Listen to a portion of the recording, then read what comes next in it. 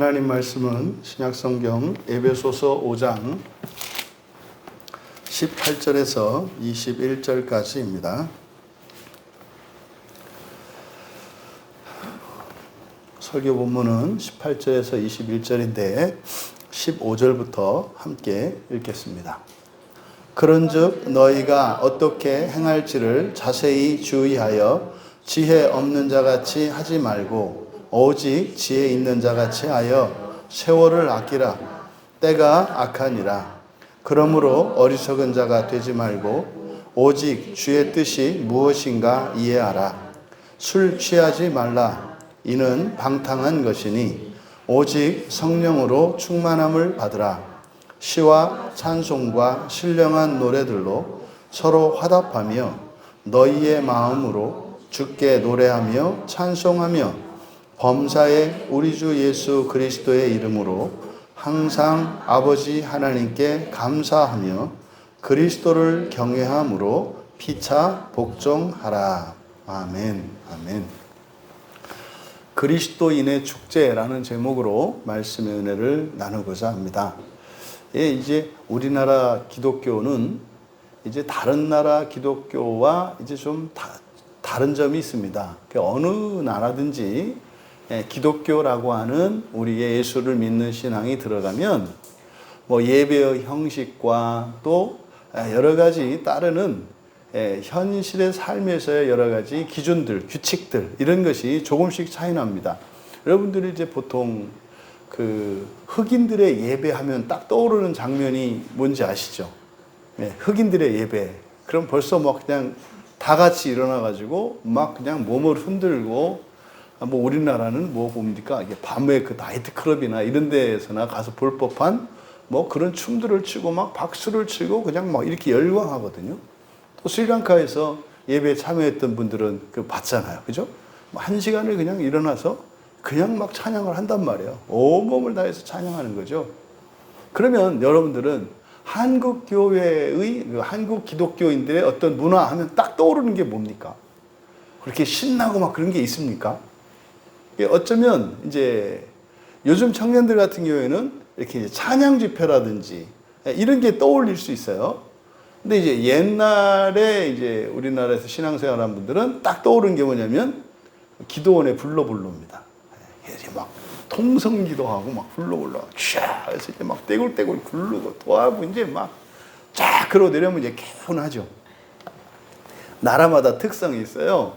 근데 지금 이런 것은 사실은 모든 시대의 또 모든 민족의 교회의 고민거리입니다. 지금 이 본문에서 뭐 우리나라 기독교는 이제 우리나라 기독교가 다른 나라 이제 기독교와 좀 차별화되는 일상생활의 규칙이 있는데 그게 술 문제거든요. 그러니까 실제로 전 세계 기독교에서 술을 이렇게 엄격하게 이제 금하는 것은 이제 경건주의에 속한 교회들, 그러니까 아주 이제 극소수죠. 그래서 엄격한 이 경건주의에 속해 있는 교회들, 이거는 이제 구약으로 가면은 나실인이나 이게 특별히 이렇게 하나님께 구별된 이들이 하던 일이 술을 금하는 거예요. 독주나 이런 것들을. 그러니까 이제 한국 교회에서 술을 금지시킨 이것은 그래서 외국에 있는 이제 목사님들이나 이제 신학자들이 한국에 올 때 괴로워하는 이유 중에 하나입니다. 그러니까 이제 의외로 유명한 목사님들이나 이런 신학자들 중에서 술을 좋아하고 담배를 좋아하는 분들이 종종 있어요. 근데 그런 분들이 이제 한국에서 초대를 받아서 이제 올 때 딱 걸리는 게 이제 술과 담배예요. 그럼 이제 한국을 가니까 한국에서는 기독교인들은 술을 안 마시고 담배를 안 피우는 거예요. 그러니까 이제 형제와 자매들의 신앙의 양심을 존중해 준다는 의미에서 그러니까 한국에 오면 술, 담배를 안 해요. 한국에 있는 동안은. 그래서 바로 이제 비행기 타고 나가자마자 이제 그분들이 제일 하고 싶어 하는 게 담배 피고 포도주 마시는 거예요. 그러니까 근데 우리나라에서는 이렇게 술을 금지한 이유가 있었단 말이에요. 그거는 이제 시대적 배경도 있습니다만 지금도 마찬가지입니다. 우리나라에서 술이라고 하는 것은 그냥 사람들끼리 친구끼리 이렇게 마시는 그런 음료가 아니에요. 한국에서 술은 한국에서 술은 말입니다. 우상을 섬기는 것과 관련돼 있어요. 한국에서는 제사를 드리려면 제사를 할 때, 이렇게 우상에게 제사를 할 때 거기에 반드시 빠지면 안 되는 음식이 있어요. 그게 뭐예요? 술이라고요, 술. 그래서 한국에서는 술이라고 하는 이 음료가 이게 영적인 것이고 우상숭배와 관련돼 있어요. 그러면은 술 먹으면 다 우상숭배냐? 그런 이야기가 아니에요.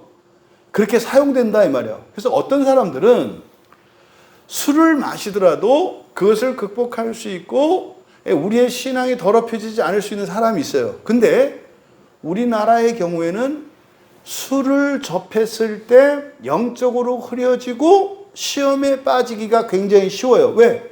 이거는 사탄 마귀가요. 이 한국이라고 하는 땅에서는 오랫동안 사람들을 무너뜨리는 도구로, 그리고 영적으로 타락하는 도구로 술을 사용해 왔기 때문이에요. 우리가 잠언에서도 살펴봤습니다만 잠언 6장 7장에서 나왔던 음녀, 성적인 타락이잖아요. 그러니까 초대교회에서도 이런 성적 타락에 대해서 굉장히 경고하거든요. 그러면 오늘날 우리들이 생각하는 성의 문제와 그때, 그러니까 초대교회와 구약에서 이야기하는 이 성적인 문제는 이게 전혀 다른 의미예요. 우리나라에서 이 술이라고 하는 것이 우상과 귀신을 섬기는 것과 관련된 굉장히 영적인 그런 음식이라면, 그때 당시에 이 성적인 문제들은 이게 우상에게 제사를 드리는 것과 관계되어 있어요. 그러니까 그때 당시 사람들은 우상에게 제사를 드릴 때 이런 성행위가 있습니다. 고대에는. 그래서 구약의 이런 간음의 문제에 대한 얘기는 사실은 뭐냐면 이게 영적인 타락에 대한 거예요. 단순 어떤 성에 대한 어떤 금욕이나 이런 걸 말하는 게 아니다 이 말이에요. 그러면 지금 여기서 바울 사도께서 에베소 교회 교인들에게 술 취하지 말라라고 이야기를 했어요. 그리고 바로 뒤에 나오는 것이 뭐냐면 성령으로 충만함을 받아라. 무엇과 무엇을 대조하고 있습니까? 술 마시고, 그러니까 술 취하는 것과 성령에 취하는 것을 놓고 지금 대조하고 있어요. 여러분, 바울 사도께서 이 성령님하고 술을 비교하겠습니까? 그 뭐 상대가 됩니까? 술과 성령님이? 그런데 왜 이렇게 이야기를 할까? 먼저 이걸 고민해 봐야 돼요. 아니, 어떻게 비교할 게 없어서 성령님하고 술하고 비교를 할까? 뭐 이런 거죠.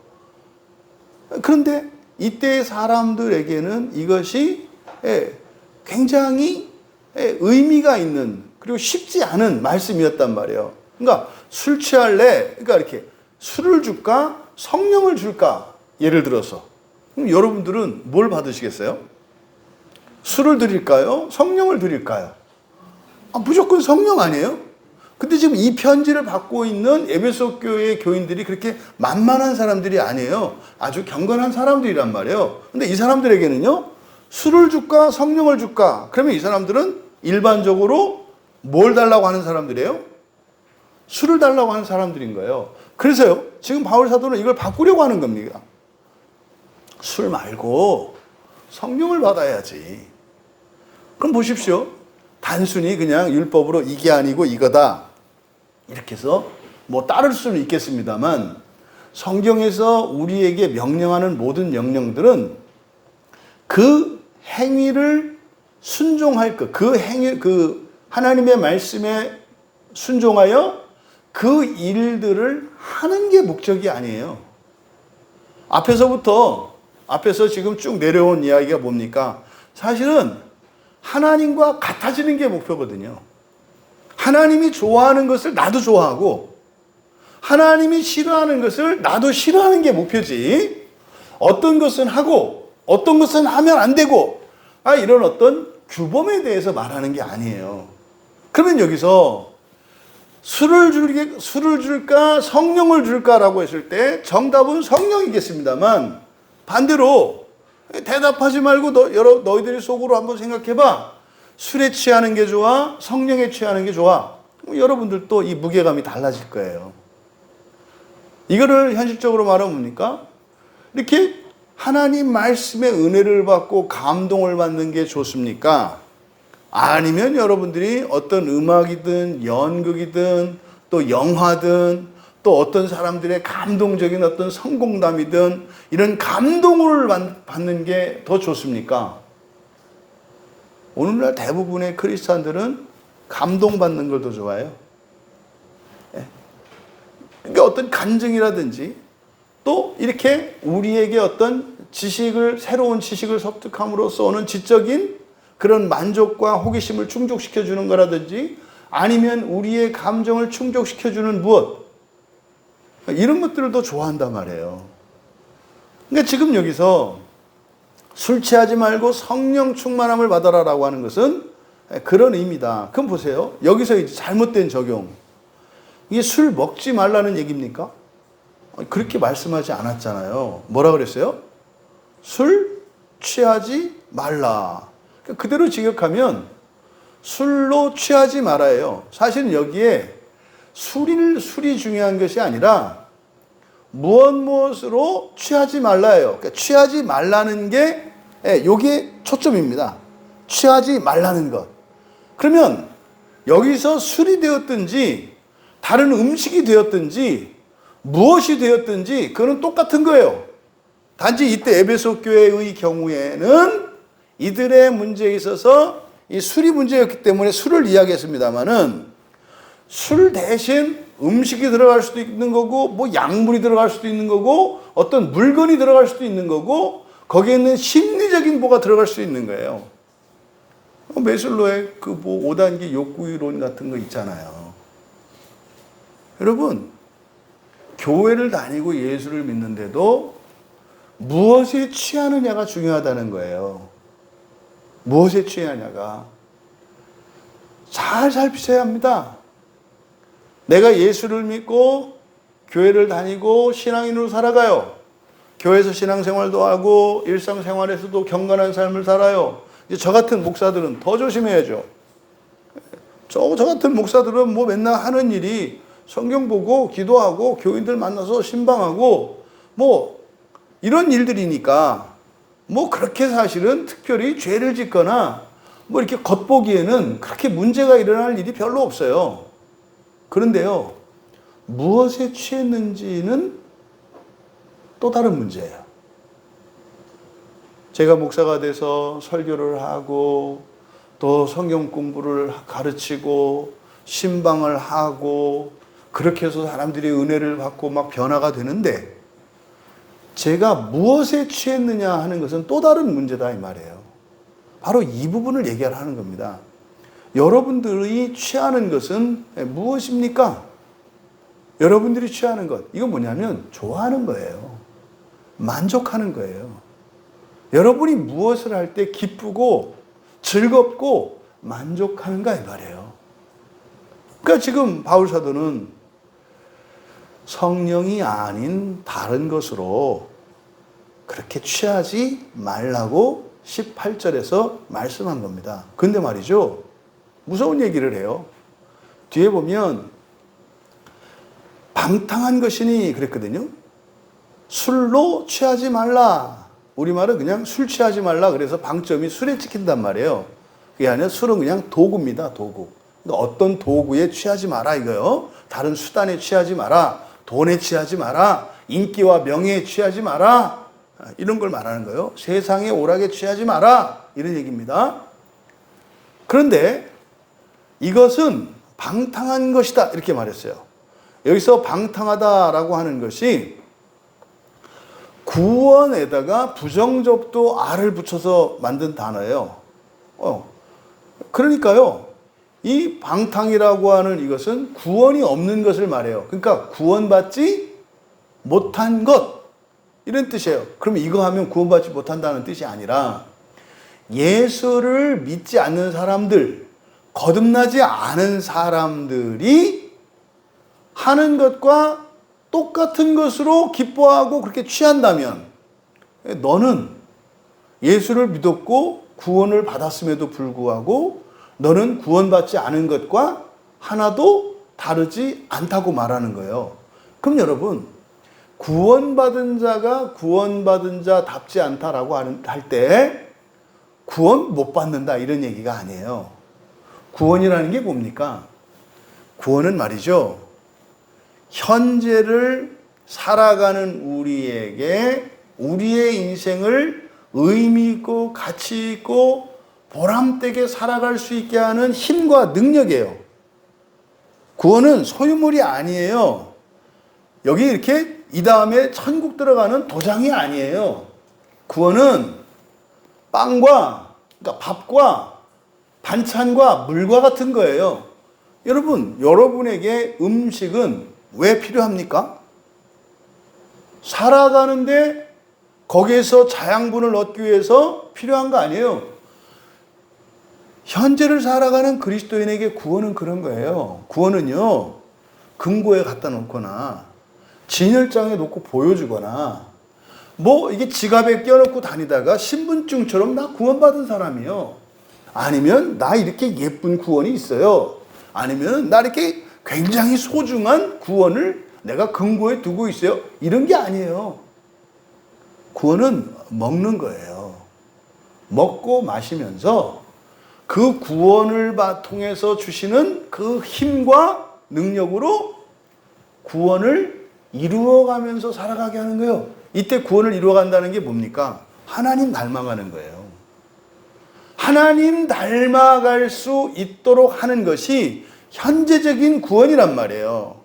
근데 이렇게 술 취하면 뭐 한다는 겁니까? 주어진 구원이 그 사람에게 아무런 현재적인 효과도 없고 능력도 없다 이 말이에요. 그러니까 여러분 주머니에 이렇게 100만 원이 있어요. 예? 그런데 계속 쫄쫄 굶고 있다면 100만 원이 여러분에게 의미가 됩니까? 아무 의미가 없잖아요. 그러니까 마치 구원은 그런 겁니다. 하나님이 하나님을 닮기 위해서 살아가게 된 사람들에게 이러한 필요와 자원과 능력들을 주셔요. 이게 현재적인 의미의 구원이에요. 그러면 그것을 가지고 어떻게 해야 되는 거예요? 하나님을 닮아가기 위해서 살아가야 된다 이 말이에요. 그런데 성령이 아닌 다른 것에 취하게 되면 어떻게 됩니까? 그냥 철퍼덕 그 자리에 주저앉아서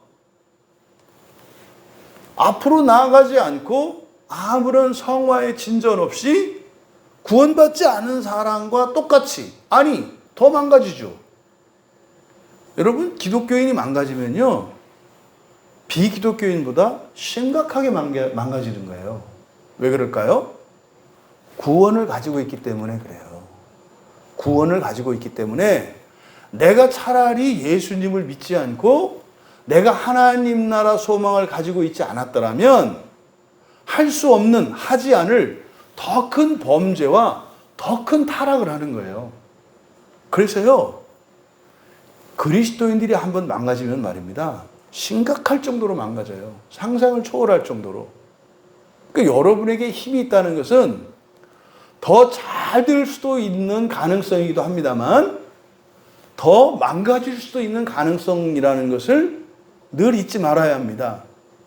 그래서 너무나 많은 사람들이 거짓된 안정감을 가지고 살아가요. 여러분, 여러분에게 어떤 높은 신분과 지위, 또 재산과 권력들이 주어지면 말입니다. 정말 조심하셔야 돼요. 정말 조심하셔야 돼요. 여러분이 힘도 없고 뭣도 없고 아무것도 없을 때는 그게 큰 차이가 안 나요. 근데 여러분이 아주 높은 위치에 가거나 그리고 엄청난 이렇게 영향력을 가진 사람이 되게 되면 여러분들의 말 한마디 그리고 여러분의 행동 하나하나가 매일 뉴스에 나와요.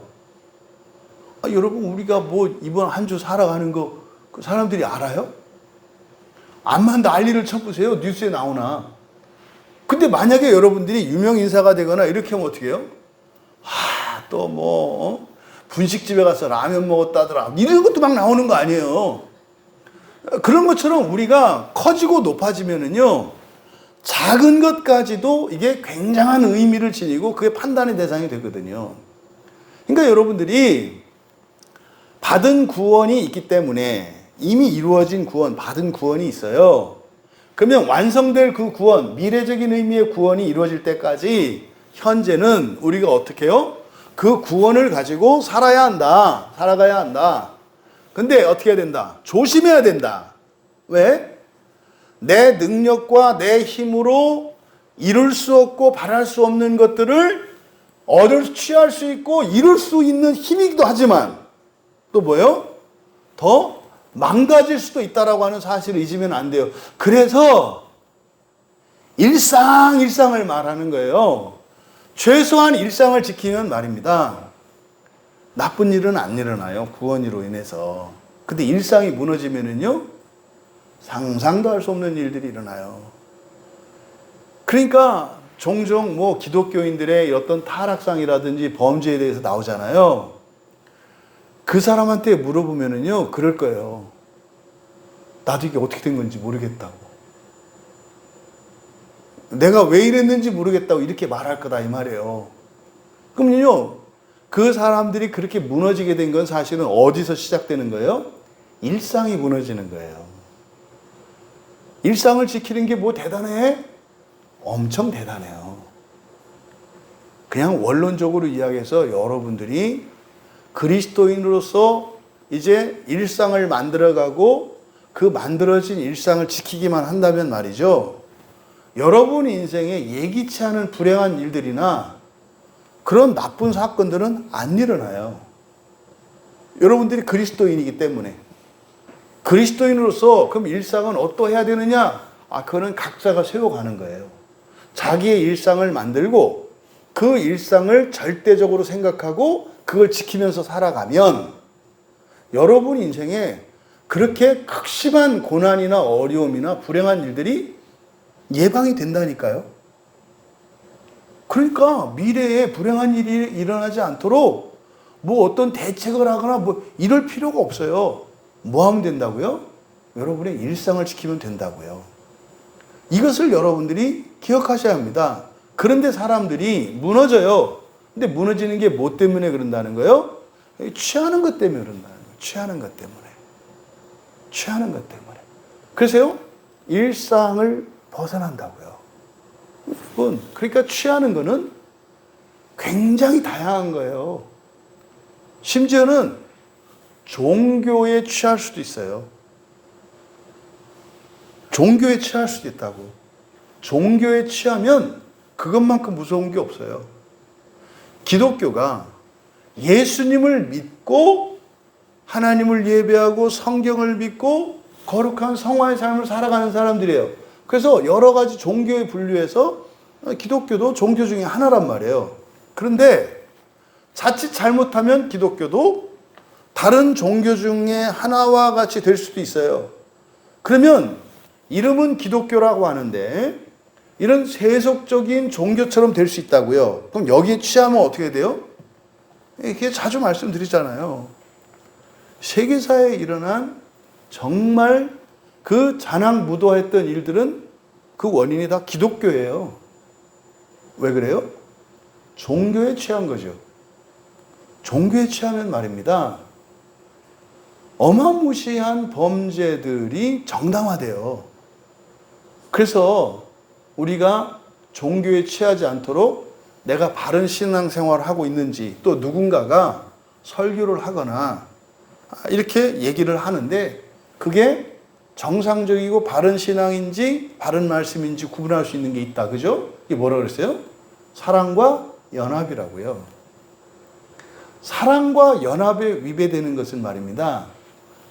아무리 그것이 훌륭해 보이고 뛰어난 것처럼 보여도 이미 그것은 그냥 종교에 취한 거예요. 종교에 취하면 일어나는 현상이 바로 사랑과 연합을 깨요. 그래서 여러분들이 다른 무엇에 취하지 않는 여러분 되시기 바랍니다. 왜 취하지 말아야 된다? 구원이 헛것이 된다 이 말이에요. 예수님을 닮아갈 수 있고 정말 지옥과 상관없이 하나님 나라로 갈 수 있도록 날마다 우리에게 주시는 이 하나님의 은혜를 허비한다 이 말이에요. 그럼 그 은혜를 누가 가져간다고요? 마귀가 가져가서 사람 죽이는 데 쓴다니까요.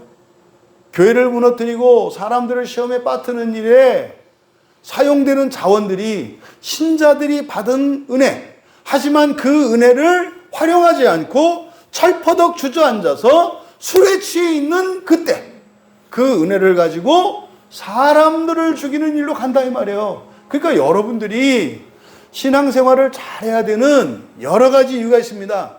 여러분 자신을 위해서, 또 여러분 가족과 여러분 가문과 모두를 위해서도 여러분들이 신앙생활을 잘 하셔야 되겠습니다만은, 또 하나 뭐예요?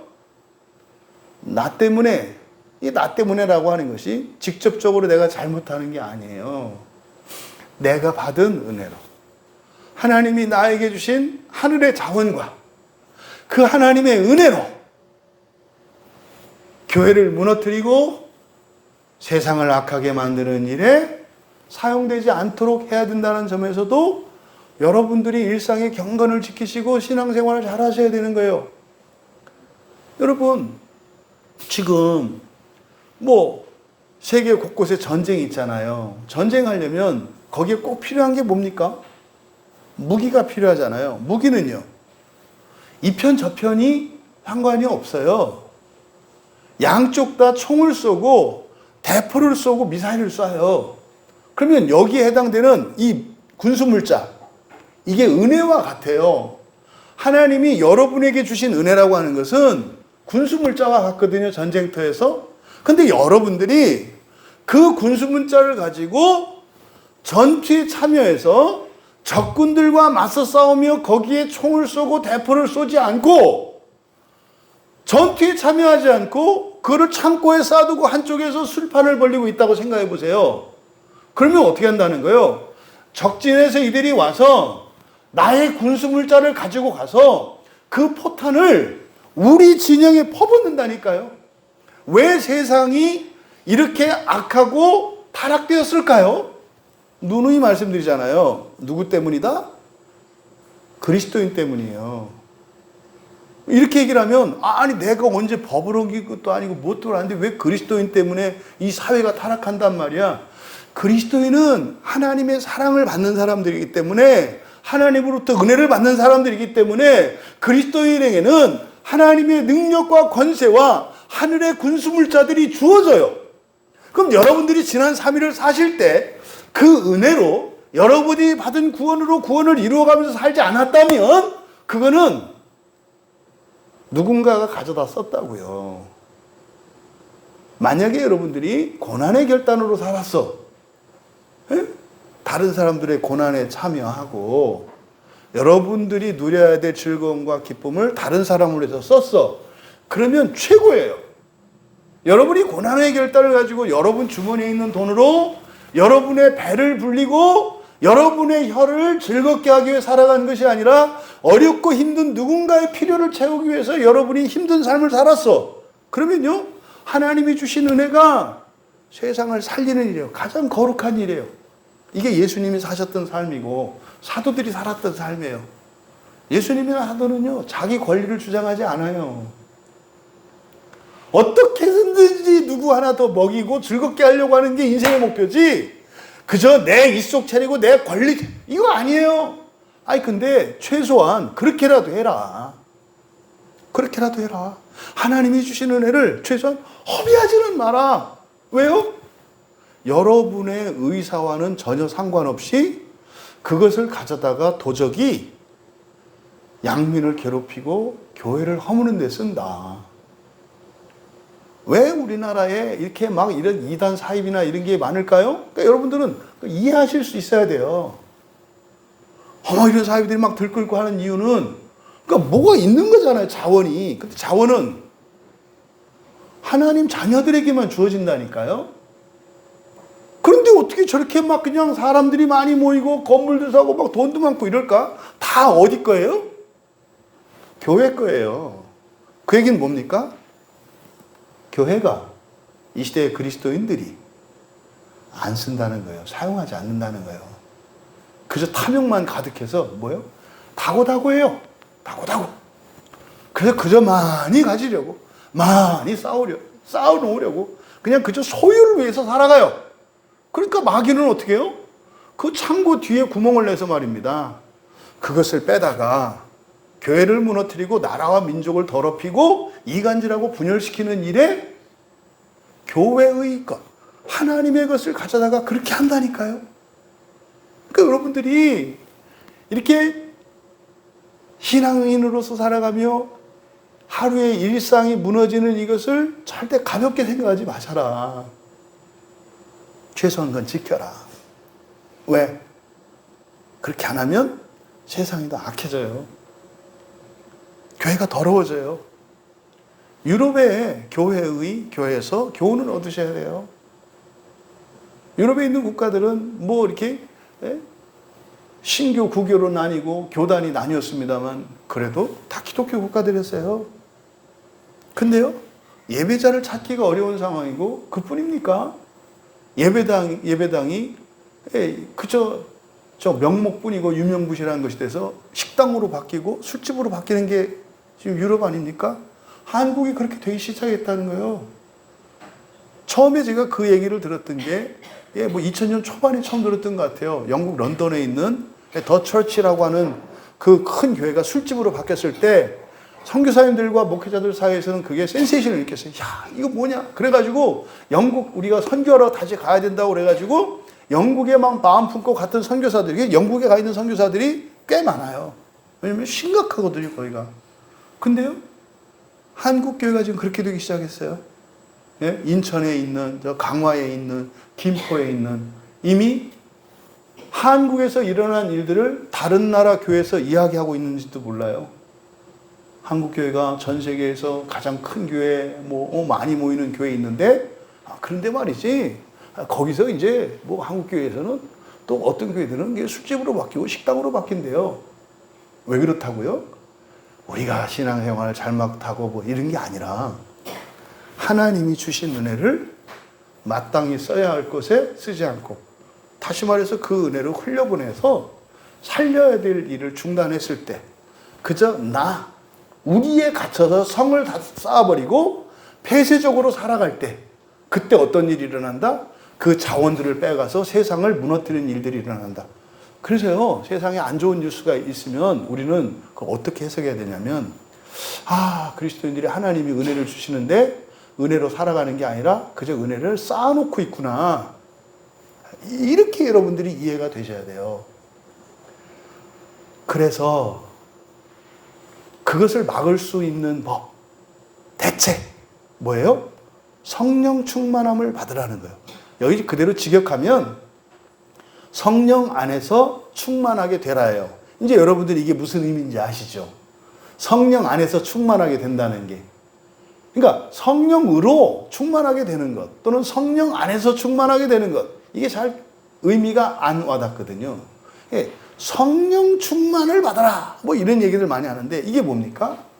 우리 안에 계신 성령님과 우리 몸 바깥으로 충만하시는 성령님. 그래서 우리는 예수를 믿고 거듭나면 우리는 어디에 있게 되는 거예요? 성령과 성령 안에 있게 돼요. 왜? 예수를 믿으면 성령님이 우리 안에 오시거든요.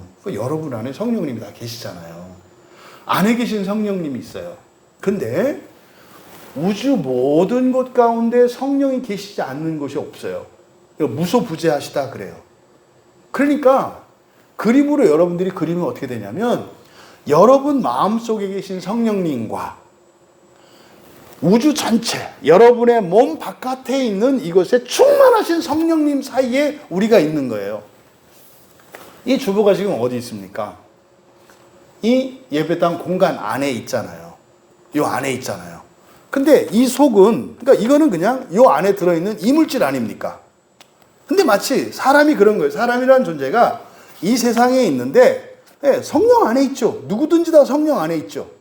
근데 말입니다, 예수님을 믿으면 어떻게 돼요? 성령님이 이 안으로 들어오신다고요. 그래서 비로소 이것은 뭐예요?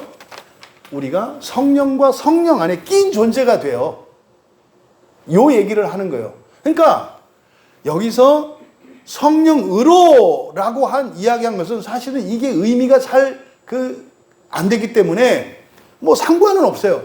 성령으로 충만함을 받아라라고 할 때는 우리의 내면을 생각하는 거예요. 여러분 안에 계신 성령님이 처음에는 아주 적은 부분만 차지하고 계시단 말이에요. 여러분 마음속에. 그러면 성령으로 충만함을 받으라 그럴 때 뭡니까? 성령의 영역을 어떻게 해라? 확장시켜 가라는 거예요. 더 넓혀 가라는 거예요. 여러분의 마음속에 성령의 자리가 넓혀지게 하라는 거예요. 이게 성령으로 충만하라는 얘기예요. 근데 이거를 헬라어에서는 이 전치사인이 무엇무엇으로 이렇게 번역될 수도 있습니다만 아내라고도 번역될 수 있다고 그랬잖아요. 근데 여기서는 아내라고 번역하는 것이 적절해요. 어떻게 번역하든 상관없습니다. 그럼 성령 안에서 그랬을 때는 바로 뭐를 의미한다? 성령과 성령 안에 끼어 있는 나. 그러면 이 성령과 성령 안에서, 그러니까 성령 안에서 충만함을 받는다는 건 뭡니까? 전 존재가 거룩하게 되어가는 걸 말해요. 성령님을 닮아가는 걸 말해요. 먼저 우리 안에 우리의 마음이 성령으로 말미암아 새로운 창조들이 일어나요. 그래서 점점점 변해요. 인격도 변하고 말입니다. 영성도 변해요. 그러면 바깥으로 드러나는 것은 바로 예수님을 닮아가요. 근데 그 시작이 어디부터 일어난다? 내 마음속부터 일어난다 이 말이에요. 그러면 우리의 변화의 시작, 출발점은 어디예요? 우리의 마음이에요. 하나님이 하신 처음의 창조는 바깥에서부터예요. 하늘과 땅을 먼저 창조하세요. 밖에서 안으로 해오시는 창조라고요. 창세기 1장에 있는 창조는. 그렇게 해서 마지막에 사람이 완성이 돼요. 그럼 그 다음에 새 창조가 일어나요. 그 다음 새 창조는 어디예요? 창세기 2장에 성령을 부어주세요. 그럼 안에서부터 새로운 창조가 일어나기 시작해요. 우리의 내면이 바뀌기 시작해요. 우리가 거룩해져요. 우리가 완성되는 그 시점, 그걸 부활이라 그래요. 부활이 되는 순간 말입니다. 온 세상이 완전히 새로운 세계로 바뀌어요. 그림자 없는, 어둠이 없는 세상이 돼요. 뭔지 몰라요, 우리는. 하지만 밖에서 시작된 그 창조가 사람으로 일단락이져요. 그 다음부터 다시 새로운 창조가 일어나는데 사람의 마음으로부터 우주 전체로 창조되는 새 창조가 시작이 돼요. 지금 여러분들이 우리가 성경을 읽는 게 뭐 하는 겁니까? 새 창조에 참여하고 있는 거예요. 성령님이 우리 안에서 그렇다고 하신다고요. 근데 이 시간 여러분들이 이렇게 육체적으로 감각할 수 없습니다만 영적으로 느끼셔야 돼요. 성령께서 여러분 안에서 일하고 계신 거를. 성령께서 여러분의 마음 안에서 일하시면서 여러분의 본성을 바꾸어가고 계시는데 여러분의 본성을 바꾸면 어떤 일이 일어나요? 인격의 변화가 일어나고요. 여러분의 환경의 변화가 일어나요. 관계, 재산, 신분 이런 거 다 바뀐다니까요. 그러니까 그리스도인이 아닌 사람들은 자신의 능력과 힘으로 세상의 자원으로 환경을 바꾸기 위해서 살아가요. 그리스도인은요. 나를 바꿔서 세상을 바꿔가요. 이게 다른 점이에요. 그리스도인이 살아가는 인생 방식과 비그리스도인이 살아가는 인생 방식이 달라요. 그럼 보세요. 자기의 능력과 힘으로 땅의 자원으로 세상을 바꾸려면 차별적이죠. 무슨 말이냐면 할 수 있는 사람도 있고 할 수 없는 사람도 있다 이 말이에요. 능력이 있는 사람이 있고 능력 없는 사람이 있잖아요. 또 능력이 있을 때가 있고 없을 때가 있잖아요. 이해되시죠? 그러니까 언제나 모두가 그런 게 아니에요. 우리의 힘으로 무슨 일을 할 때는 조건적이고 제한적이에요. 그런데요, 마음으로 세상을 변화시키는 언제나 누구나 다 할 수 있어요.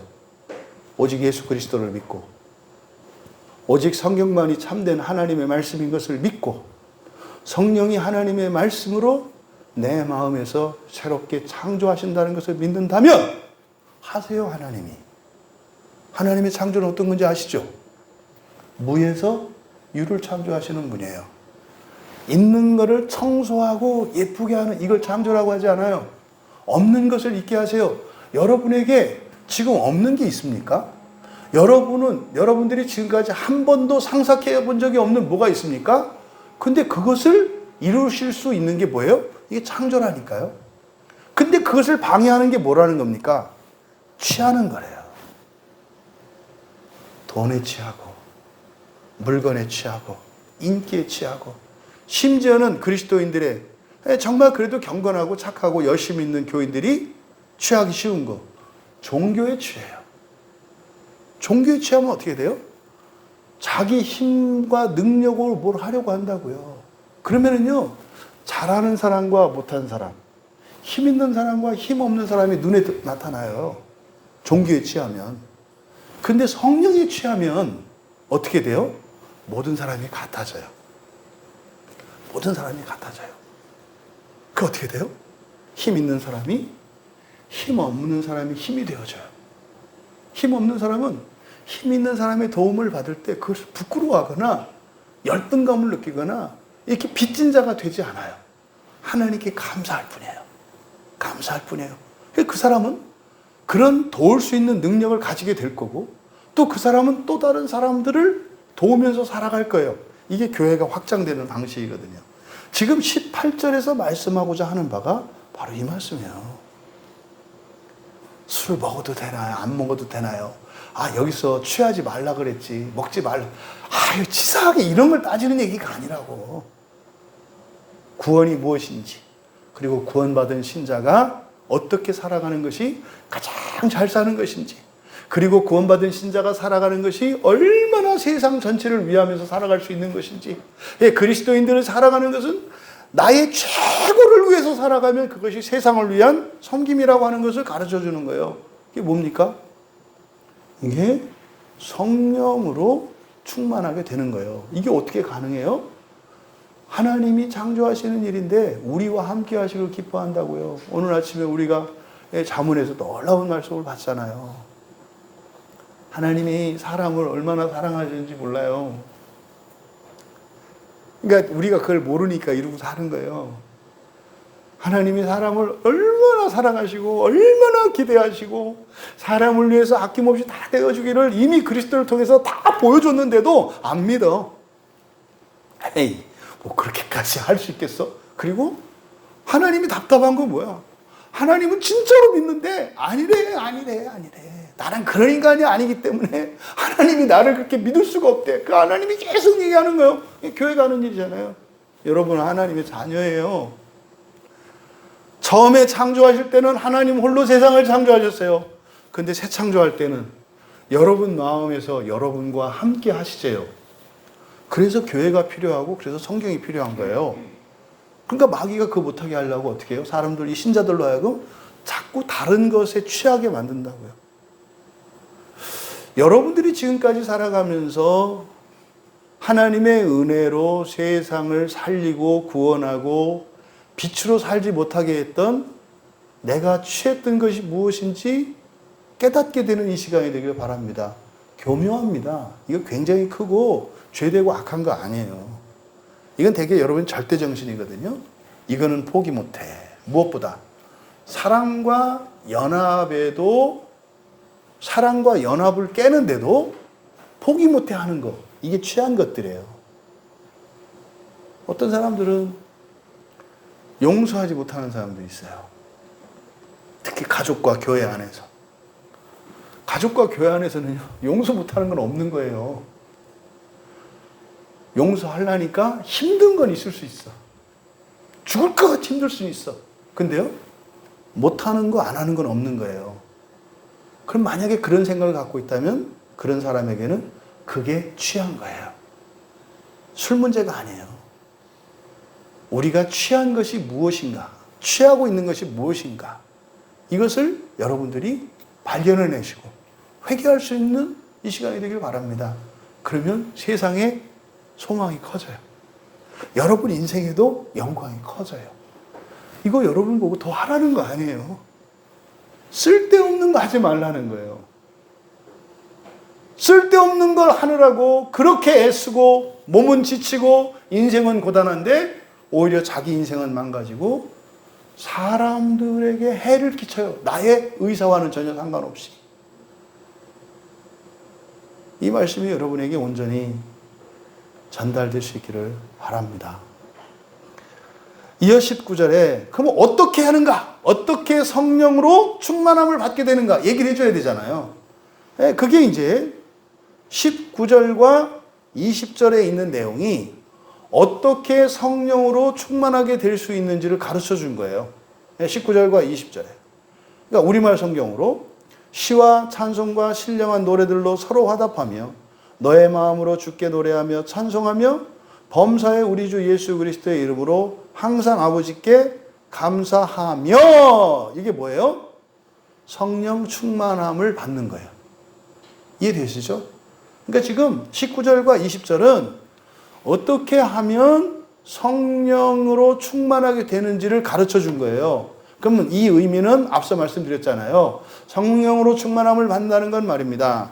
여러분이 예수 그리스도를 믿고 하나님의 자녀가 되었어요. 그럼 여러분의 의지와 상관없이 동일하게 주어지는 하나님의 은혜가 있어요. 근데 그 하나님의 은혜를 하나도 허비하지 않고 그 은혜를 활용해서 구원을 이루어가면서 살아가게 된다는 거예요. 예수님 닮아간다는 거예요. 여러분의 본성이 바뀐다는 거예요. 그러면요, 여러분으로 여러분 가족과 여러분 가문에게 복이 임합니다.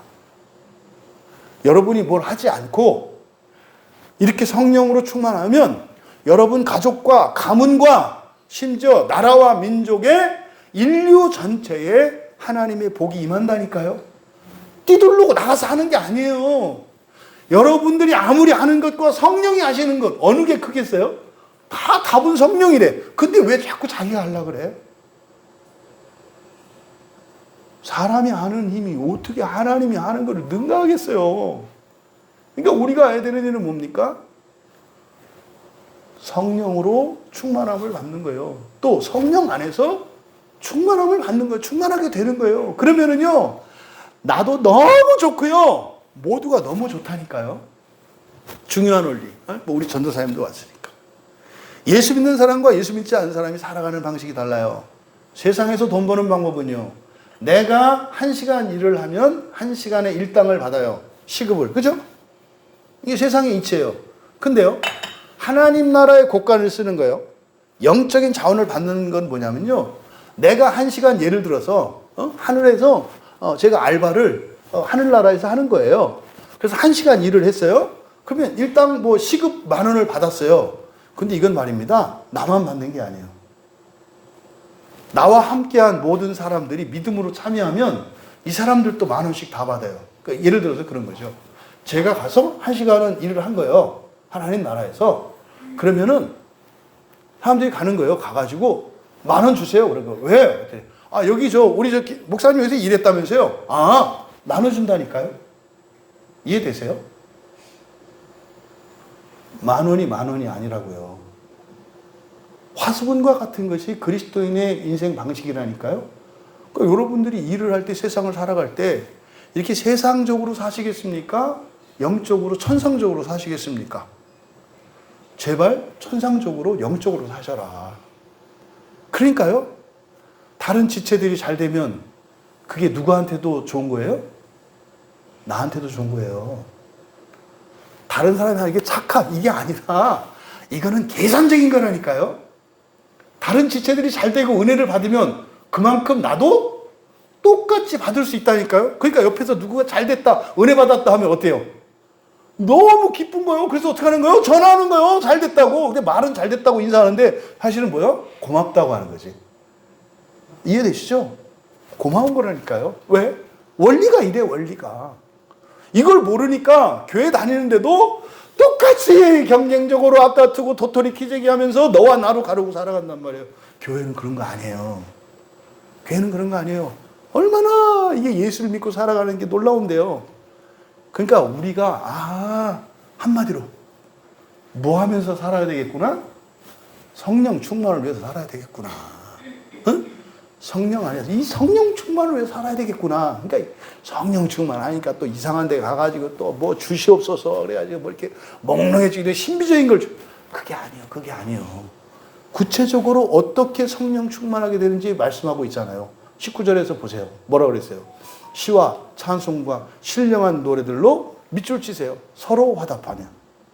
서로 화답하면. 지금 사람들이, 기독교인들이 크게 지금 실수하고 있고 모르고 있는 부분이 있어요. 그저 하나님께만 예배하면 되는 줄 알아. 그때 예수님이 우리에게 가르쳐 주신 가장 큰 계명이 뭐죠? 하나님을 사랑하고 사람을 사랑하라는 거예요. 일단 누구부터? 이웃부터. 붙어 있는 거예요. 여러분이 돈을 가지고 있는데 집회나 동전인데 한 면만 있어. 그거 쓸 수 있어요? 한 면만 있는 돈이 있다면 쓸 수 있냐고. 오늘날 그리스도인들이 가지고 있는 하늘나라 화폐가 한쪽 면만 인쇄가 돼 있어. 무슨 말인지 아시죠? 하나님만 사랑하려고 하든지 사람만 사랑하려고 그래. 사람 사랑하기 위해서, 이 세상 사랑하기 위해서 하나님을 이용하고 하늘의 자원을 끌어 쓰려고 그래. 또 반대로 하나님 사랑하기 위해서, 하늘나라 사랑하기 위해서 이 세상의 친구들과 가족과, 심한 경우는 가족도 버려. 이게 반만 인쇄되어 있는 돈, 그건 돈 아니에요. 예수님은 분명히 말씀하셨거든요. 사람 사랑하는 것을 보고 네가 하나님을 사랑하는 건지 확인해라. 반대로 하나님을 사랑해서 날마다 사람들을 더 사랑할 수 있다. 그래서 하나님 사랑과 사람 사랑은 같이 가는 거예요. 이거 나라로 보면은요. 하나님 나라 사랑은 세상 나라 사랑이에요. 그리스도인은요, 탈속적이지 않아요. 탈속적이지 않다고. 무슨 말이냐면, 부자가 되고, 훌륭한 사람이 되고, 이런 거에 대해서 가볍게 여기지 않는다고요. 중요한 건 뭡니까? 함께죠. 하나님 앞에서도 사랑을 받고, 사람 앞에서도 사랑받기 위해서 살아가죠. 하나님 나라에서도 잘 되고, 이 땅에서도 잘 되기를 바라는 거죠. 둘 다 놓지 않고 살아가는 게 그리스도인이에요. 이걸 놓치면 말입니다. 기형적인 형태가 돼요. 이게 뭐예요? 다른 것에 취한 사람이 돼요.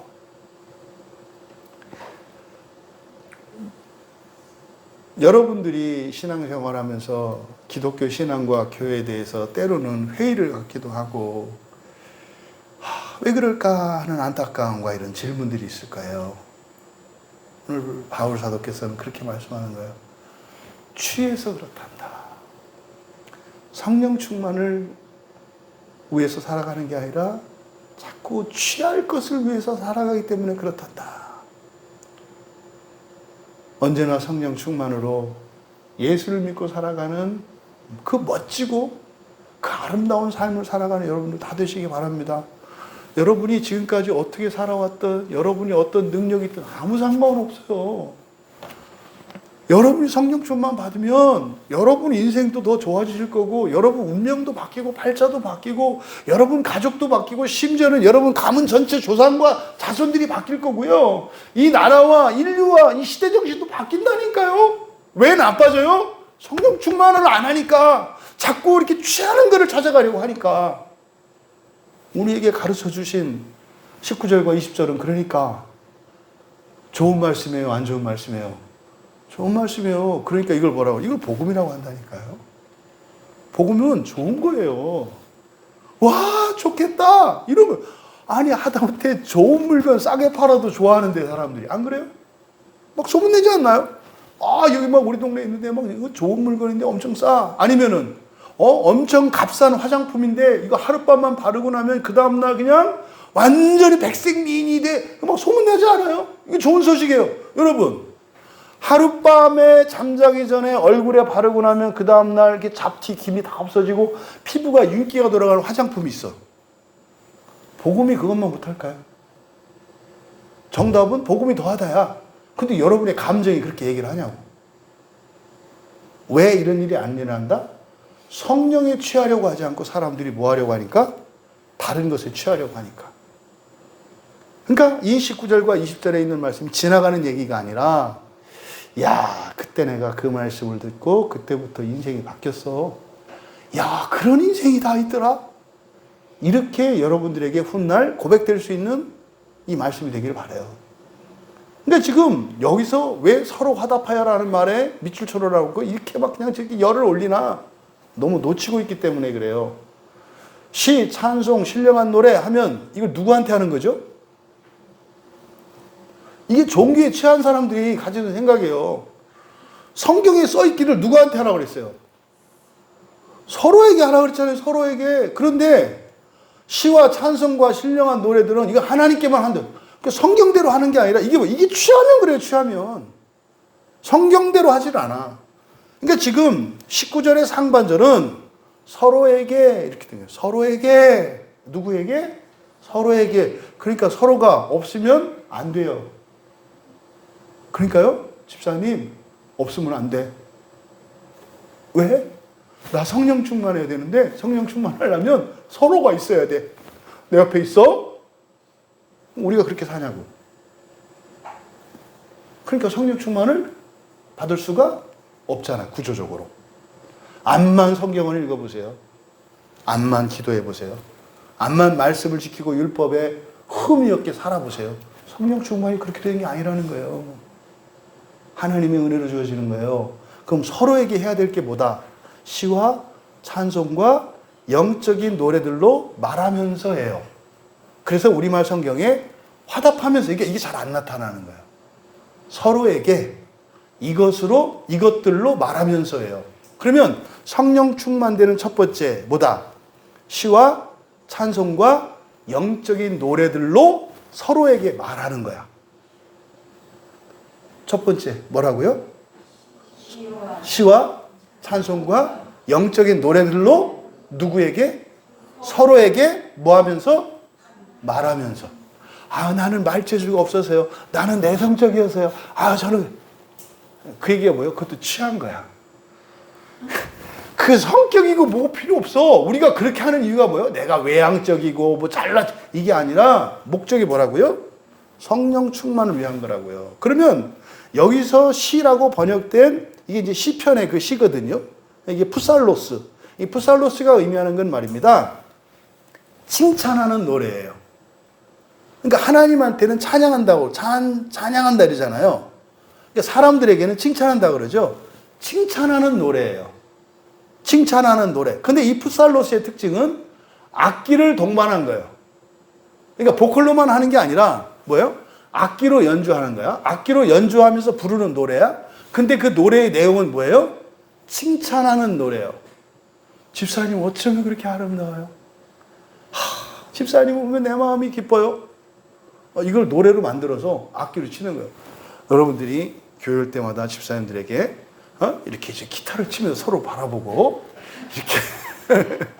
이렇게 정말 서로에게 시를 지을 수 있는 여러분들이 바랍니다. 만약에 주일날 그런 모습을 연상해 보라고요. 그거 없으면 뭐 젓가락에 두드리면 되잖아. 우리 집사님, 그것도 악기잖아요. 요게 시라는 말의 의미예요. 그러니까 시는 뭐다? 악기와 함께해요. 그러니까 이건 뭐예요? 정성이잖아요. 마음만에 준비가 있어야 되고 정성이 필요하잖아요. 그리고 내용은 뭐다? 칭찬하는 거예요. 그러니까 이거는요. 그래서 이제 개혁교회나 이런 데서는 시편 찬송만 하거든요. 이 시편 찬송이라는 게 바로 이런 가사들을 그래서 가린다고요. 그래서 시편 찬송들은 보면 이 곡조가 단조로워요. 그러니까요. 거기도 뭐든 상관이 없어요. 운율만 있으면 노래가 되는 거예요. 가사에 운율은 별로 안 중요해요. 사실 운율은 단순할수록 좋아요. 왜? 가장 중요한 것은 가사니까. 칭찬하는 내용이 중요하다. 거기에 악기가 동반된다. 이게 시예요. 두 번째, 찬송이라고 되어 있어요. 두 번째 찬송이라고 되어 있는 이거는 휄노스인데 이 휄노스가 우리들이 얘기하는 찬송가예요. 보통 휄노스 할 때, 찬송가 할 때 이 찬송가는 누구를 위해서 부르는 노래요? 하나님을 위해서 부르는 노래잖아요. 그러니까 이 두 번째에 있는 찬송, 이게 바로 신을 향한, 하나님을 향한 노래예요. 요게. 그러니까 이런 노래를 근데 누구한테 하라고요? 하나님이 아니에요. 누구에게? 서로에게. 이거 뭐겠어요? 신앙 고백이겠죠. 이게 은혜의 간증 같은 게 오늘날 이 잘못 왜곡된 게 그런 거예요. 나 집사님 이번 주 월화수 이렇게 살았잖아. 하나님이 나와 함께 하시면서 도우시고 하는 이게 너무너무 놀라웠어. 이게 찬송이에요. 근데 이걸 누구한테 해라? 서로에게. 그러면 어떻게 돼요? 우리 안에 영적인 감각이 살아나요. 그러면요, 은혜 받은 얘기 하잖아요. 다 맞아요. 왜? 우리가 사랑하는 분은 한 분이거든. 그럴 줄 알았어. 우리 하나님 그렇잖아. 우리 주님 그렇잖아. 맞아. 이렇게 되는 거예요. 그래서 이 하나님을 향한 사랑과 하나님의 은혜에 대한 이것이 1차적으로 성령 충만의 중요한 요소인데 서로에게 말을 하는 거라는 거예요. 그 다음 세 번째, 영적인 노래, 신령한 노래라고 되어 있는데, 이거는 여기서 사용된 노래가 오대라는 말이에요. 오대가 의미하는 것은, 이게 다 프살로스나 힉노스나 오대나 다 노래를 의미하는 건데, 의미가 조금씩 달라요. 이게 프살로스는 뭐라고 했어요? 악기를 동반하는 칭찬하는 가사. 그 다음에 힉노스는 하나님을 찬양하는 경건한 노래. 그러니까 이거 하나님에 대해서만 노래하는 거야. 하나님이 하신 일들. 그리고 이 세 번째, 푸니마티쿠스 오대. 이 푸니마티쿠스, 그러니까 이게 영적인, 우리말로 신령한이라고 했지만, 그냥 영적인 오대 노래예요. 근데 이 오대라고 하는 건 뭐냐면, 이건 즉흥적인 거예요.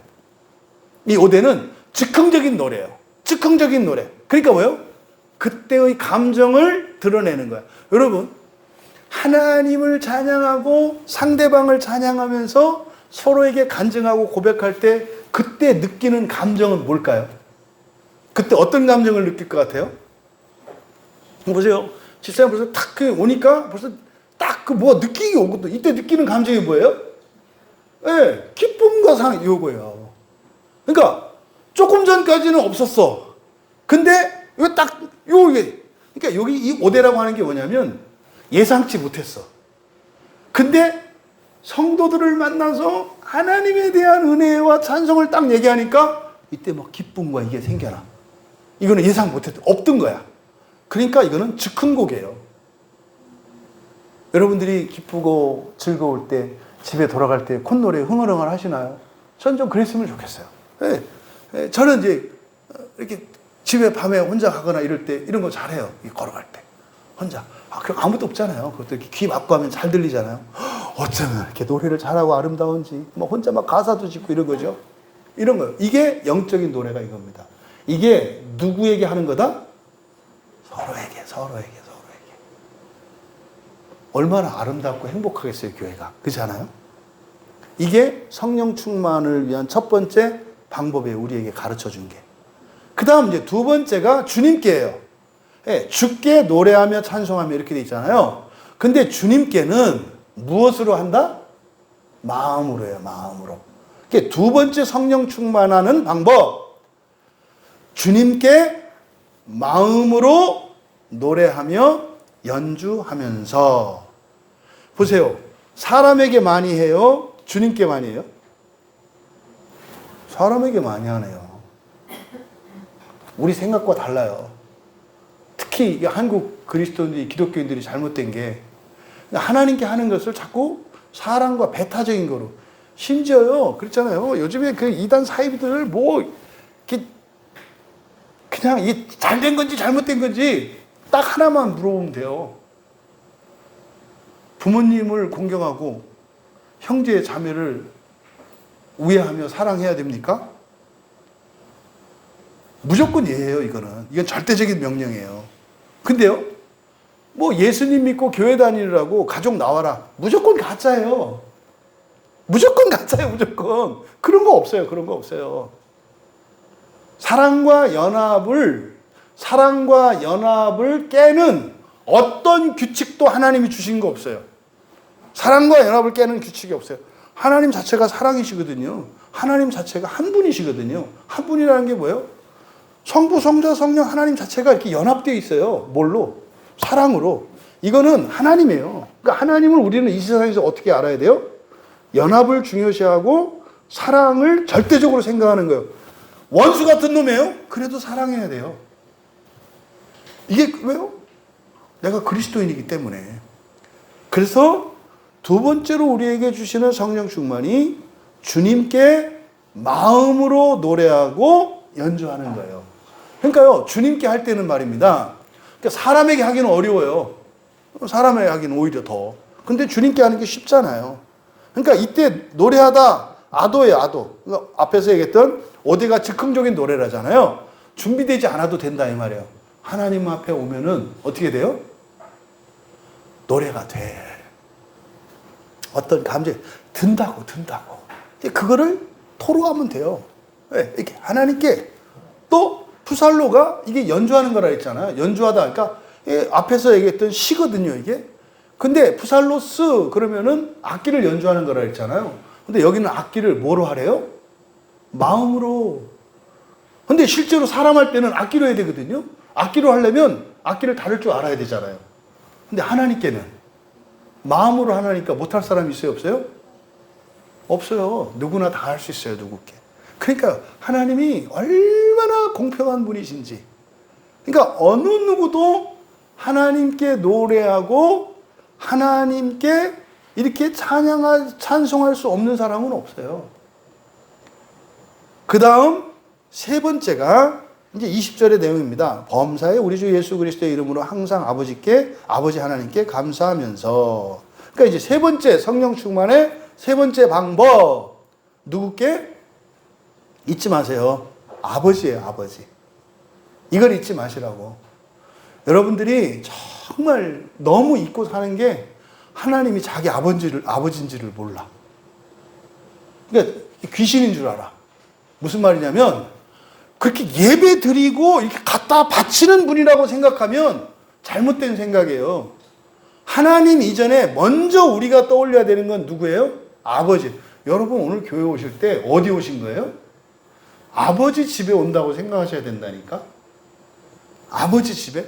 그거는 교회가 어떠냐 이것과 상관이 없어. 여기는 누구 집이에요? 아버지 집이라니까요. 이걸 기억하셔야 돼요. 그래서 세 번째 성령 충만 누구께? 아버지께. 성령 충만의 순서를 보세요. 첫 번째 누구에게? 서로에게. 사람에게죠. 서로에게.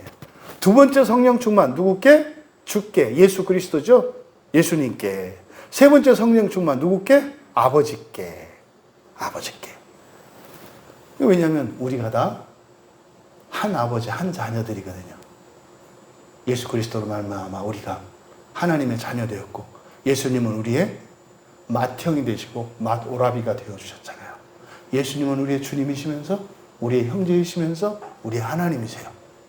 그러니까 여기서 지금 세 번째 성령 충만이 그러니까 아버지께 하면서 성령 충만을 얻을 수 있다는 거예요. 아버지께. 그럼 아버지께는 어떻게 하라고 그랬어요? 뭐 하면서? 감사하면서예요. 감사하면서. 감사하면서. 근데 조건이 뭐냐면 지금 우리말 성경은 범사 항상 밑줄을 치세요. 범사와 항상. 감사하는데 뭐라고요? 범사니까 모든 일이에요. 모든 일에 대해서 감사하면. 이거 여러분 감사의 의미를 바꾸셔야 돼요. 모든 일이 그러니까 뭐한 일이다? 감사한 일이다. 근데 이거를 오해하면 어떻게 되냐면 오늘 되게 힘든 일이 있었어. 근데 힘든 일이 감사해야 된다고 생각을 해. 그러면 억압당하죠? 그게 아니에요. 오늘 내가 힘든 일이 있어요. 이거는 감사할 일 아니에요. 하나님께 구할 일이지. 위로받을 일이지. 근데요, 왜 모든 일이라고 할 때 그 모든 일에는 부정적인 일들도 있을 텐데 왜 모든 일이라고 했을까? 모든 일에는 감사거리가 다 있기 때문이에요. 오늘 내가 망했어. 그리고 수요일에 나왔어. 망한 건 너무나 마음 아프고 힘들고 불행한 일이에요. 그래서 하나님께 도와달라고 기도해야 될 일이면 틀림이 없어요. 그런데 거기에도 감사할 일이 있어요. 이 얘기를 하는 거예요. 얘기를. 망했는데 망하고 나니까 뭘 깨달았어요? 아, 하나님께서 나에게 재산을 주시고 명예를 주셨을 때 그때부터 내가 다른 것에 취했구나. 그러니까 어떻게 되냐면 조금 아까 부도가 나서 망했다는 소식을 듣고 그냥 죽을까 말까 이랬었는데 그걸 딱 깨닫고 나니까 하나님 망하게 해주셔서 감사합니다. 이렇게 나오는 거예요. 그래서 술집 가려고 하다가 교회에 오는 거예요. 이게 범사에 감사라는 게 아니라 무조건 감사해. 윽박지르는 얘기가 아니에요. 그러면요, 불행한 일을 마귀가 일으키거든요. 거기서 여러분들이 불행한 일을 통해서 어떤 교훈이나 영적인 깨달음을 얻어. 그래서 하나를 감사해. 그럼 어떻게 될까요? 하나님의 창조가 일어나요. 화가 복으로 바뀌어요. 망했기 때문에 망하지 않았더라면 이룰 수 없는 더 큰 것들을 누리게 돼요. 그래서 그때 어떻게 될까요? 모든 것이 하나님이 은혜입니다라고 말할 때 거기에는 위선이나 과장이 없어요. 진짜거든요. 진짜거든요. 그래서 범사에 감사하라 그럴 때 뭐 이렇게 막 불만을 얘기하지도 않고 뭐 이렇게 불평해 그런 거 아니에요. 구분하라는 거예요. 아무리 악한 일이 일어나도 반드시 그리스도인들에게는 그것을 통해서 얻을 수 있는 유익, 감사거리가 있다는 거예요. 그런 걸 찾아야 되겠죠. 그러니까 우리 대응 방식은요, 이거 어떻게 해결할까가 아니에요. 어떤 어려움이 생기면 여기서 감사거리를 찾잖아요. 그러면 이 불행하고 힘든 일이 복된 일로 바뀔 줄 믿습니다. 그리스도인 이렇게 살아가는 거예요. 그러니까 어려운 일이 생길까봐 두려워할 필요 없어요. 어려운 일이 생기면 어떻게 해야 된다? 오히려 곱빼기. 감사할 수 있는 여러분 되시기 바랍니다. 이게 모든 것의 항상이라고 하는 의미예요. 그리고요, 모든 것 때문에 항상 감사해라. 또 어떻게 감사하느냐? 그러면 아버지께 감사할 수 있는 방법은 예수 그리스도의 중보를 통해서만 그게 가능해요. 예수 그리스도. 그래서 우리가 기도할 때 예수님의 이름으로 기도합니다라고 말하는 거예요. 그러니까 왜 기도할 때 예수님의 이름으로 기도합니다라고 시키느냐면 이 모든 것이 응답되고 이 모든 것이 좋게 되는 것은 누구 때문이라는 거예요? 예수 그리스도 때문이라는 걸 기억하라는 거예요. 주문처럼 예수 그리스도의 이름으로 기도합니다. 이게 주문이 아니라 기도하는 방법이 아니라 내 기도가 아버지 하나님께 전달되는 것은 예수님 덕분이고 이 기도에서 나쁜 것은 좋은 것으로 바뀌고 좋은 것은 더 좋게 되는 이것이 예수님이 알아서 바꿔주실 것이라고 하는 거. 이거를 중보자 예수 그리스도예요. 그러니까 아버지께 감사하려면 누가 계셔야 돼요? 예수 그리스도가 계셔야 돼요. 그러니까 예수님 믿지 않고 교회 다니지 않는 사람이 착하게 살고 되게 영적이고 종교적인 사람이라 할지라도 성령 충만은 못 받아요. 성령 충만을 받으려면 먼저 그러니까 어떻게 돼요? 예수님을 나의 구주로 영접한 사람이라 해야 돼요. 그랬을 때. 그러니까 감사함으로 성령 충만을 받을 수 있을 때요. 어떻게? 우리 주 예수 그리스도의 이름으로. 이거 못할 사람이 있을까요? 예수 믿는 사람은 다 할 수 있는 거예요. 몰랐을 뿐이고 이렇게 하는 건지 몰랐지. 여러분의 인생 가운데 모든 어려움을 두려워하지 않을 수 있는 여러분 되기 바랍니다. 성령 충만을 받으면 어떻게 된다? 여러분 잘 되고 잘 될 뿐만 아니라 여러분의 능력으로 될 수 없을 만큼 되고 여러분만 좋아지는 게 아니라 여러분 때문에 여러분 가족과 나라와 민족과 시간을 거슬러서 과거와 미래까지 다 좋게 된다. 그러니까요. 성령 충만이면 되는 거예요. 과거에 어떻게 살았느냐, 우리 가문이 어떤 가문이냐, 뭐 우리 애들이 상관없어요. 누가 여러분만 성령 충만을 받을 수 있다면 여러분 가족 모두 여러분 때문에 소망이 있는 줄 믿습니다. 여러분의 가문 전체가 살아가고 나라와 민족이 살아가요. 이게 성령 충만이에요. 이게 예수 믿고 살아가는 사람들이 살아가는 능력이라니까요. 그리고 끝으로 이제 21절에서 그리스도의 경외함으로 피처와 복종하라. 이거는 이제 앞에서 주셨던 술 취하지 말라. 오직 성령으로 충만을 받으라. 이어지는 세 번째 명령이에요.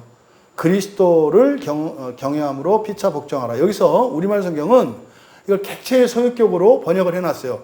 그래서 그리스도를 그랬는데 헬라어 원문은 소유격입니다. 그래서 그리스도의 경외함으로 피차 복종하라요. 그러니까 피차 복종하는 것도 누구로 말미암는 거예요? 그리스도로 말미암는다 이 말이에요. 그러니까 우리가 서로에게 복종하는 이유가 누구 때문이라고요? 그리스도 때문이라고. 내가 복종을 하는 사람이거나 이 사람이 내가 복종할 만큼 믿을 만한 사람이어서가 아니라 누구 때문에 복종한다고요? 그리스도 때문에. 그리스도의 경외함이라는 것은 성자 하나님과 성부 하나님의 관계를 말해요. 그러니까 그리스도의 경외함은 예수님이 그랬었잖아요. 지상을 사실 때 죽기까지 순종하셨죠. 왜요? 아버지를 경외했기 때문에 그래요. 경외함 속에는 절대적인 믿음이 들어가 있는 거예요.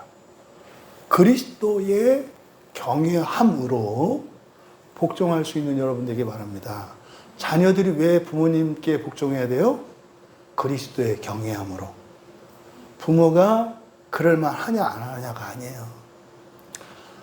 내가 마음이 편하나 안 편하냐, 착한 애냐 안 착하냐, 그리스도의 경외함으로 그냥 복종하는 거예요. 지금 우리 청년들은 그리스도의 경외함으로 복종할 수 있다면 여러분 인생에 엄청난 힘을 가지는 거예요. 성령 충만하게 될 거고요. 여러분의 미래, 여러분의 직장, 여러분의 배우자, 이 다음에 여러분이 결혼해서 꾸릴 가정과 자손들 다 잘 돼요. 뭐하면? 복종하면. 근데 무엇으로? 복종의 이유가 뭐다? 그리스도의 경외함으로. 아버지께 감사하는 것도 중보자가 예수 그리스도셨잖아요. 서로에게 복종하는 것도 예수 그리스도로, 그 예수 그리스도가 이유가 되어서 복종한다면 성령 충만을 여러분 받아요. 여러분 그럼 된다니까요. 못할 사람이 어디 있어요? 하고 싶은 사람과 하기 싫은 사람이 있는 거예요. 하기 싫은 대로 살아서 저주받은 것 같은, 예수를 믿지 않는 것 같은 인생을 사는 사람 아무도 없기를 바랍니다. 하고 싶은 분들 되셔서 정말 신나고 재미있고 보람찬 인생을 살아가시는 여러분 되길 바라요. 내가 나를 위하면 위할수록 모두가 위해진다고? 네. 이게 그리스도인이에요. 여러분의 빛이 밝아지면 밝아질수록 세상의 빛이 밝아진다고? 네. 여러분이 행복하면 행복할수록 세상이 행복해진다고? 네. 그리스도인의 축제는 성령 충만으로 말미암는 것입니다. 그래서 여러분의 인생에 어떤 날이, 어떤 때가 축제가 있는 게 아니라 그리스도 인생 자체가 뭐예요? 축제예요. 근데 왜 축제가 되지 않고 이게 그냥 진짜 감옥살이처럼 되는가? 결론이 뭐였어요? 다른 것에 취했기 때문에. 우리가 지금까지 취했던 것을 버리고 성령 충만을 위해서 살아가기로 결단한다면 여러분 인생은 축제가 될 겁니다. 그럼 여러분에게서 하나님 나라의 영광과 그리스도의 복음이 진짜 복음이 돼요. 그래서 목맨다니까요. 나 좀 한번 교회 데리고 가달라고. 응? 아, 제발 성경 좀 얘기해달라고, 예수 좀 얘기해달라고 이렇게 한다니까. 밥사 얘기해줄게. 이래야지. 응? 아, 내가 밥 살 테니까 좀 만날래? 뭐. 아, 이 구걸하는 기독교. 아직 우리가 이게 축제가 안 됐기 때문에 그래요. 정말 성령 충만으로 축제의 인생을 살아가신 우리 모두 되시기를. 그래서 여러분을 통해서 세상에 더 많은 사람들이 그렇게 악착같이 내 입속 챙기고 권리를 주장하고 살지 않아도 오히려 다 주고 미치고 손해보는 것 같이 어리석게 살아가는지 살아도 더 넘치게 살아가는 세상이 여러분으로부터 확장되어 나가기를 주님의 이름으로 축원합니다. 우리 말씀을 생각하며 함께 기도합니다. 아, 하나님, 내가 예수를 믿는 그때부터 내 인생이 축제였네요. 정작 축제의 한가운데 있었는데 내가 그걸 기뻐하거나 그걸 즐기고 행복한 게 아니라 마치 내가 축제에 초대받은 귀빈이 아니라 거기서 일해야 되는 하인과 하녀인 것처럼 내가 살았군요. 교회를 드나들고 예배를 드리고 하나님 말씀을 하고 또한 사역을 할 때 종과 같이 했던 이것이 참으로 얼마나 반성경적이고 어리석은 것이었던지. 주님, 하나님 나라의 그 잔치로 초대받은 귀빈으로 우리를 받아주신 하나님 감사하며 이후의 인생은 나의 축제를 뺏기지 않겠습니다. 그리스도 안에서 살아가는 축제를 누리는 이 땅의 교회, 이 땅의 그리스도인들 되게 하셔서 아직도 예수를 믿지 않는 이들이 축제 인생을 살아가는 그리스도인들을 보고 앞다투어 주님 앞으로 나아올 수 있도록 은혜를 내려 주시옵소서. 우리 같이 기도합니다. 존귀하신 하나님, 저희들이 예수님을 영접한 그 날부터 이 세상의 그 어떠한 불행과 위협과 사망조차도 저희들의 축제를 방해할 수 없었음을 오늘 말씀을 통해 깨닫게 하시니 참으로 감사합니다.